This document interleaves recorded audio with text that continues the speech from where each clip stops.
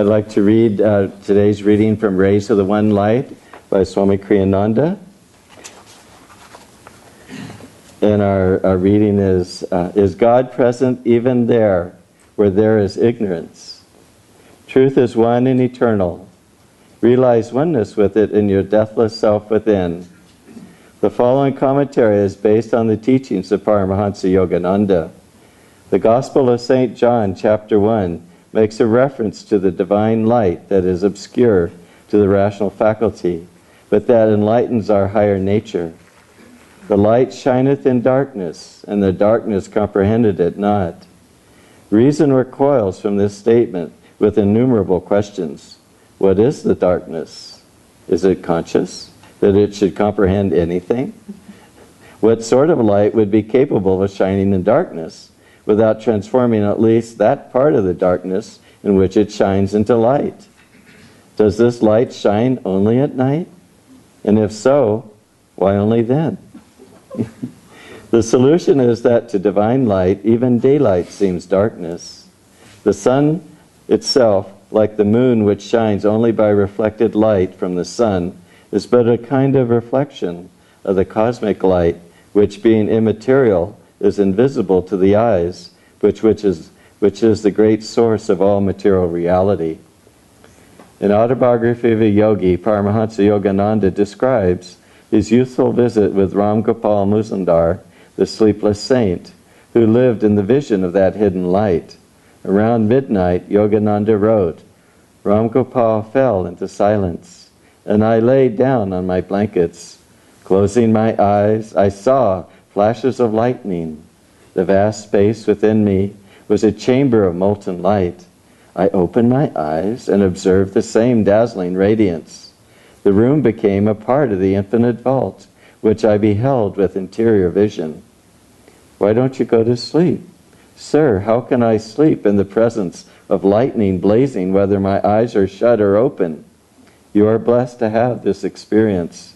The spiritual radiations are not easily seen.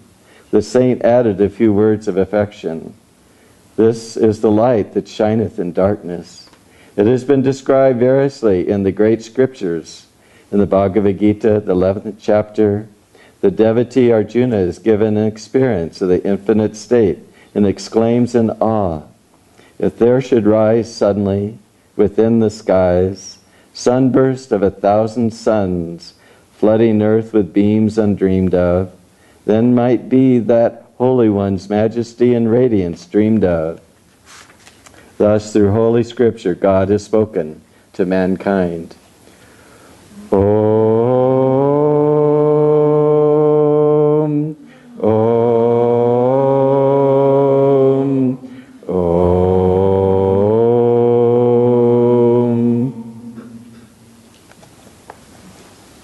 Thank you.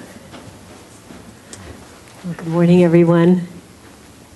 I'd like to begin this morning with a reading from Yogananda's Whispers from Eternity, book of prayers and poems. The demand that God's light drive dark ignorance away. O divine friend, though the darkness of my ignorance be as old as the world, still make me realize that with the dawn of thy light, the darkness will vanish as though it had never been.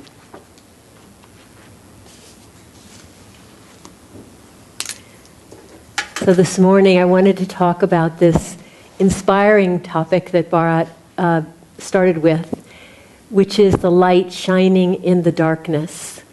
And first I'll begin with a cartoon that we discovered recently and enjoy very much, and it doesn't seem to be about light, but it will be about light.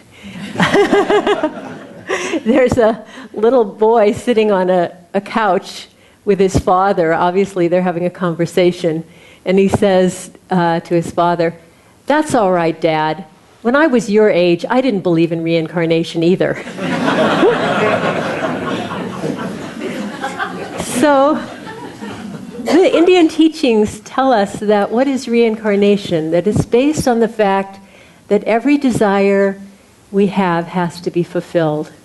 And so in this world, we keep trying to rearrange the pieces of materialism, our wealth, our lack of wealth, our health, our lack of health, family, no family. We keep trying to keep rearranging all those pieces of the material world so that we can be perfectly happy.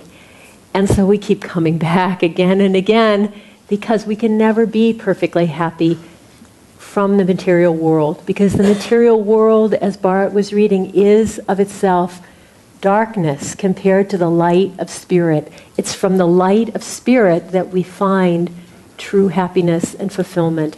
And that's where we're going to begin. So I wanted to share something that has been very inspiring to me, and I'm trying to work with it, and I encourage you to listen to this. This is a quotation from Yogananda's interpretation of the Rubaiyat of Omar Khayyam. And it says, "Never lose touch with your intuitive faith in God. Cast about constantly for the slenderest ray of light that might show you the way out of your predicament. Cast about constantly for the slenderest ray of light that might show you the way out of your predicament. God will never let you down if you firmly hold His hand." So this light is always inside of us, and we only need a slender ray of it. Because as Bharat was reading earlier, that light is like sunburst of 1,000 suns. That's a lot of light. Take a slender ray of it, it has a lot of power. And that power is what will transform us. I saw a cartoon many, many years ago, but I've enjoyed it and thought about it often. And the cartoon was of a canary. And the canary was in a cage, and it had its wings kind of folded around, so its little wings were like hands. And it was standing at the cage like this, sort of like, a jailbird trapped in its jail. But what made the cartoon special to me was that there were only 2 bars in the cage. This is my problem. This is my problem, and this is how I define my life. Meanwhile, there's plenty of room out there. And so we all have those things that we do. Oh, I have this problem or that problem. But meanwhile, there is the potential of so much light. I was reading something of Master's, and he said, remember, when you're feeling ill, whatever type of illness it is, remember that at least 99% of your body is well. It's just part of you that's ill. And so in the same way, no matter what the bars are in your cage, there's a whole lot of room out there that is not that problem. And that's what we want to look for, is to find that light. Well, this reading happened to come third week of the year, which is the weekend that we celebrate the birthday of Martin Luther King, which to my mind is an amazing confluence of circumstances. Because if ever there was a canary who had a whole lot of bars in his cage, it was Martin Luther King. What he tried to do and the obstacles to what he tried to do were so enormous. And yet, by focusing on light, he transformed this country. And I wanted to just take some time today to share about his life, because it is full of lessons for us. He basically, I don't think any time in this country we have seen as important of a movement as what happened in the 50s and 60s, the civil rights movement, because it was a battle that was waged without one weapon. It was waged with light. It was waged with moral courage. It was waged with self-control, but it was based on light. And through the course of the 10 or 15 years or more that this went on, Martin Luther King managed to hold millions of people to a focus on light. And they achieved a goal that transformed this country. So this Martin Luther King was born into segregation in the South. When he was a small child, he said, how can I love people? He was a preacher's son, so he was a spiritual boy, but he said, how can I love people who hate me so much? Because segregation, you had followed 250 years of slavery with another 45 years of segregation, and the culture of the South was so fixed. White people were raised from babyhood with the idea that the color of your skin determined whether you had rights or no rights. If you had white skin, you had all rights. You could behave any way you wanted. And if you had black skin, you had no rights. And that was just built into every person. And so what Martin Luther King faced was not only this entrenched society, which said that black people could not use the same restaurants, bathrooms, hospitals, beaches, parks, drinking fountains, anything that white people used, black people could not use. They had to have separate. And always the black facilities were much worse or sometimes non-existent. And so this was the existence of what was going on as Martin Luther King grew up. And as he studied and went into philosophy more and became a minister and looked at the problem, he saw the problem was not white people. The problem was segregation, because the white people were just as damaged by segregation as were the blacks, just in a different way. The whites were damaged because they were encouraged to live in meanness, to live in hatred and prejudice, and it was very unhealthy for both blacks and whites. And so as he came into being a minister of one of the main churches in Montgomery, Alabama, the whole thing happened in Montgomery with Rosa Parks refusing to give up her seat on a bus. And certain black ministers had been feeling like it's time to make a move. It's time that the Constitution of the United States supports us. We just need to engage with the legal process in a different way, because we have no rights with the legal process in the South. We need to create a bigger field of vision. But one of the problems that they faced was that the black people had been beaten into apathy and fear. I mean, they just thought there's no way we can change this situation. And if we dare to try to do so, we might get killed, because that was another part of segregation, was not only the separate facilities, but the random killing and brutalizing of black people for no reason whatsoever. So they were very frightened, and he faced this, on the one hand, hatred, on the other hand, apathy and fear. And as this case came to light of Rosa Parks, the black community began to gather together, and they elected Martin Luther King to head up what they called the Montgomery Improvement Association. Martin Luther King was 26 years old, and he walked into this church, this huge church. It was packed with the black community there. And he had 10 minutes to prepare a talk. He didn't have time to prepare at all. And what he did was, first he roused them with the idea that they were American citizens, that they had rights. And he roused the people, but that was not enough. Then he took that energy and he tied it to Jesus Christ. The one force that united all of them was the black community was devoted to Jesus Christ. And he tied them to Jesus Christ and to Jesus' words, we must return love for hatred. We cannot act in hate. This whole movement.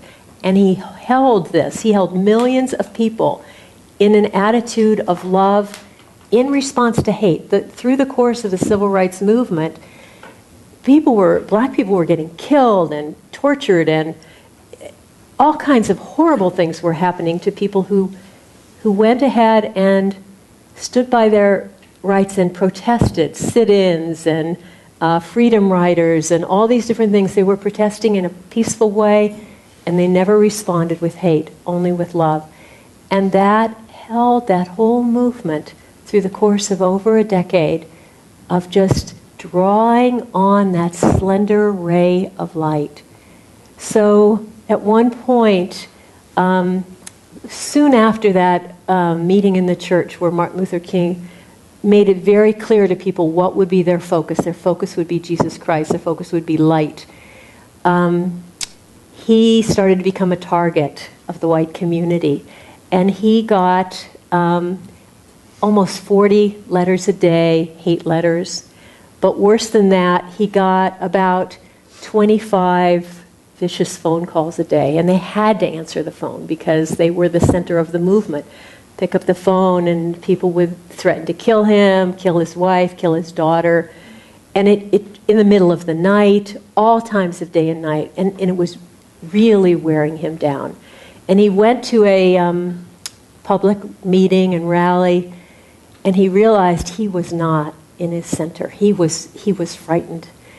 And he came home that night, and he couldn't sleep. And so he went down to his kitchen, and he just said, I got to think of a way to get out of this role. I can't be in this role. What's a graceful way that I can retire so that I don't demoralize this whole movement? And he just didn't know what to do. And he had no one to talk to. And finally, he just put his head in his hands and just prayed. And he just prayed to Jesus. And he said, Jesus, if I do not stand before these people with strength and courage, they will falter. And I do not have it. I do not have the strength. I do not have the courage. I cannot do this alone. I'm at the end of my rope. And he just offered himself completely in prayer. And he felt himself filled with calmness and strength.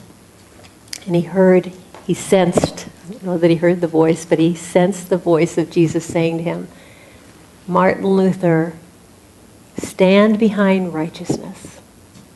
Stand behind truth. Stand behind justice. And I will be with you until the end of the earth. And when he felt that, it changed everything. And he went back. He took it up. He took up the battle again, but stronger in that presence. He'd always been a minister. He'd always been talking of God. But now he knew that where he was, God was. And he held to that light through this next period of transforming, of terrible challenges at every turn, and tremendous victories for the American people as a whole. Shortly after that experience, his house was bombed. His wife and daughter were safe. And he came back from a talk. They told him this had happened. He came back from a talk, and there was a group of people out in front of his house, black people with guns, black people with broken bottles, the white mayor, the people trying to piece it together, and their lives were in danger because these black people were so angry. And he just stood before them, and he said, everything's fine, my family's all right, we will never return hate for hate. We will only do this with love. And if I die, it doesn't matter, this movement will go on. And that transformed this country. Well, for us, we do not have the public stage. We will not be facing the kinds of battles, most probably, that pull us into that sort of world stage. But still, we have our own battles. And for each of us, they are real because they're standing between us and God. So they're real, and they're hard, and we have to face them, and we have to deal with them. But we want to do it with light. And so I wanted to talk about just a couple of ways that we can draw on that light in our lives. And the first one is based on a word that I learned actually just a few months ago. The word is thin. That's a word you know. I knew, but I didn't know it in this way. The ancient Celtics had a phrase. They used the phrase thin places. Thin places are places where the veil between matter and spirit is thin. I think we're in one of those places. And I thought about that more, and I thought there are also in our lives what you would call thin times. Times when God, who is we know he's out there somewhere, but every now and then he's very, very evident and clear. And I want to recommend to you a book that has just come out from Crystal Clarity called Protected. Now I'm going to forget the name. Asha's book is Loved and Protected. Loved and Protected. Which is stories from over 100 Ananda people of times when the veil became very thin. And that sense of God moving the pieces was really obvious. And the problem with the book is you tend to you can't put it down, so you keep reading and reading and reading. But there should be some sort of a monitor where you can only read one and really feel it and really go there, because each story in there is a moment where the person was experiencing the presence of God. And I wanted to share one that I especially love, that Palaka told the story, because some of them were stories where lives were saved, pieces were rearranged, like, you were going this direction and suddenly you were going that direction because God had to change things. But this story had a sort of almost a plan to it, a divine plan to it. And it happened when Palaka was looking for, he had read Autobiography of a Yogi. He didn't realize that Yogananda had a teaching work, really. He knew he'd started Self-Realization Fellowship, but didn't understand how to follow Yogananda's teachings. And so he was looking for a yoga center in San Francisco. But he didn't know San Francisco. Instead of going to 7th Avenue, he went to 7th Street. 7th Street in San Francisco is not an area you really want to hang out in a long time. But it was the middle of the day. There are a lot of warehouses down there. And so he was walking on 7th Street, looking at the numbers, trying to find this yoga center, and just warehouse after warehouse. And he passed a man sitting there, but seemed to be reading, and kept walking and didn't find anything. So he thought he'd go back and talk to the man. He walks up to the man. The man is sitting there reading something that says Self-Realization Fellowship Lessons. So Palaka looks at this and goes, "Oh, this must be the yoga center." So he walks around the building, and lo and behold, it's a warehouse. And then he realizes what has happened. And he introduces himself to the man, and he and the man realize what has happened. He said they were both ready to levitate. They could just feel that presence so strongly that it brought them together in the middle of nowhere to say, "Yes, I'm here. I'm here, and you are mine. Come with me." So this is those moments that are so transformative for us. And every one of us here most probably has had a moment like that. It might have been a very simple moment where you opened a book to exactly the right words, or you met the person who said exactly what you needed to hear, or someone came and offered you help just when you needed it, and you knew where it came from. And those moments, just like Asha's book should be treasured page by page, those moments in our lives should be reviewed and treasured. Because when life seems very thick around us, and the bars of the cage seem very, very thick, it's important to go back to that moment and just remember, God is just as much with me now as he was then. I was reading, one of the things I love in Autobiography of a Yogi is the chapter where Master has to take his college exam. And here is this master who can write a poem like Samadhi, and who write these books like the interpretations of the Rubaiyat and the Bhagavad Gita, and he's crying because he has to take this college exam, and he's so unnerved by it. And then he goes back, and he goes home, and he's sort of dealing with this, and then he comes back to Sri Yukteswar, and he's still upset about taking this college exam, and Sri Yukteswar says, "Don't you remember the times that God has helped you in the past?" And Master writes, he's so humble. The book is so humble. He just writes, he was flooded with, and then he lists, miracle after miracle from his life. And he said, I knew of course God would be with me. And so we too have to bring out, when were those times? Remind yourself of those times and live in those times, because they are the real times. That's the real time. The other times when it seems like matter is everywhere, that's not the real time. And we want to draw on that light to transform those times when matter seems thick. Well, there's one other thing. There's many things we could talk about how to draw on that light, but another one I want to bring up. I want to bring up meditation, which of course we talk about here all the time, but I want to bring it up from maybe a slightly different, because I think, we get told a lot, you must meditate, and sometimes you think, yeah, but you don't know what my meditation is like. I mean, surely that can't be really helping.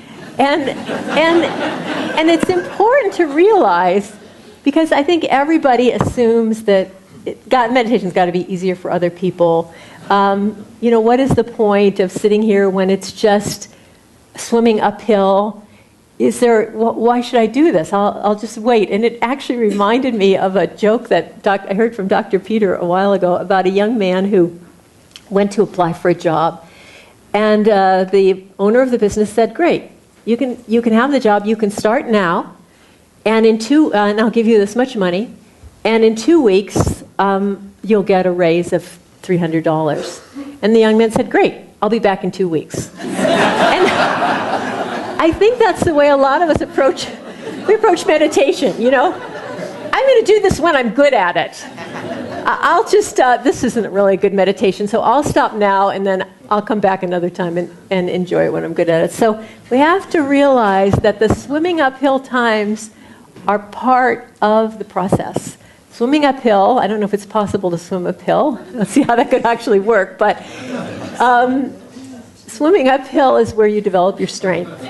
And it's from the strength that those moments of transcendent joy come. And the more that you do it, the more that you're willing to do the work, the more frequently those thin, precious moments of transcendence come.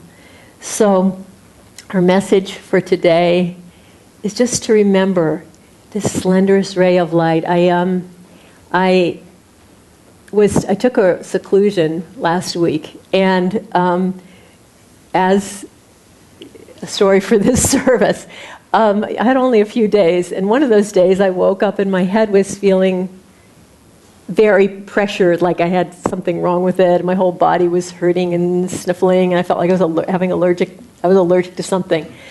And I thought, well, I'm in seclusion. I've got to meditate. And every cell of my body says, there's no way you can meditate. It's not possible. And as I sat there, I thought about the concept of willpower, and I thought, no way. Willpower cannot begin to go up against what I'm feeling right now. But then I remembered the slenderest ray of light. And I thought, okay, I'm going to sit here, and I'm going to focus on here. This part is all not pleasant, but there is a slender ray of light. The light of my guru. Everyone might see that light in a different way. That's how it is for me. I thought, I'll just focus on that little light. And I sat. I did my meditation. Was I healed? No. Did I meditate all day? No. Did I learn something really, really important? Yes, I did. Did I experience the presence and the power of a slender ray of light? I did. And I really want to express that and share it and say that that light can change it all for us, and to really hold to that. Several months ago, I was driving to the Crystal Hermitage, and I had one of those moments in the car where suddenly something exploded in my spine, a karmic seed, an old karmic seed, a familiar karmic seed, and I became in a very, very negative mood. And so I began to fight that mood, give it to Master, give it away, I'm not interested, all that sort of stuff, and it was just hanging on and hanging on and hanging on. And well, I didn't have any choice, so I just kept fighting it. And as I got to Crystal Hermitage, I went in and I sat in the Crystal Hermitage for maybe 2 minutes, maybe less than 2 minutes, meditating. And in those moments, in the car, this battle had seemed like, oh, this has gone on for lifetimes, it'll never go away, it's always going to be there. In 2 minutes, it was non-existent. It wasn't that, oh, well, I've risen above it, there it is, it's down there, I'm up here. It was non-existent. And it was so educational. Because just as Bharat was reading about, well, if the light is shining in the darkness, doesn't the darkness go away? Yes, it does. Yes, it does. If we can practice our meditation so that it becomes our friend, and we can really lift our mind into that light, the darkness vanishes, as the reading said, the darkness vanishes as if it never was. We'd like to perform Invocation to the Woodland Devas by Swami Ananda.